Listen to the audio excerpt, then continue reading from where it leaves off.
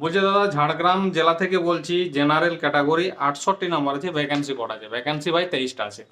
এরপর তুমি বলবে দাদা ঝাড়গ্রামে জেনারেলের ভ্যাকেন্সি অনেক কম, 23টা আছে। পুরো ঝাড়গ্রাম ডিস্ট্রিক্টে 23টা ভ্যাকেন্সি আছে, ঠিক আছে। এরপর পুরো ঝাড়গ্রাম ডিস্ট্রিক্টে দেখা যাচ্ছে যে 500 জেনারেল ছেলে পরীক্ষাতে পাস করলো। 500-র মধ্যে দেখা গেল যে পরীক্ষাতে পাস করার পর যখন রানিংয়ে গেল, দেখা গেল সে 500 জায়গায় 50 জন পাস হলো, ঠিক আছে। রানিংয়ে টেস্ট ফিজিক্যালে যা যা হয় সব কিছুতে বাদ করে দেখা গেল 50 জন পাস করলো। সে 50 জনকে মেডিকেলে ডাকবে, 50 জনের মধ্যে সেখানে দেখবে যাও 20 জন মেডিকেলে বাদ হয়ে গেল। এমন ভাবে হলো যে তাদের মেডিকেল কোনোদিন পাস হবে না। কারো হাঁটু ভাঙা, কারো চোখে প্রবলেম, কারো দাঁতে প্রবলেম, কারো হাতে প্রবলেম। সেই 30 জন ধরো রইল তোমার সেখানে, ঠিক আছে, ফাইনালে।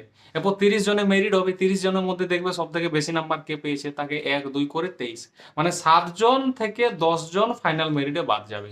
তো যদি লেগে থাকো ফাইনাল পর্যন্ত মেডিকেল পাস করে যাও, 100% চাকরি হয়ে যেতে পারে, ঠিক আছে।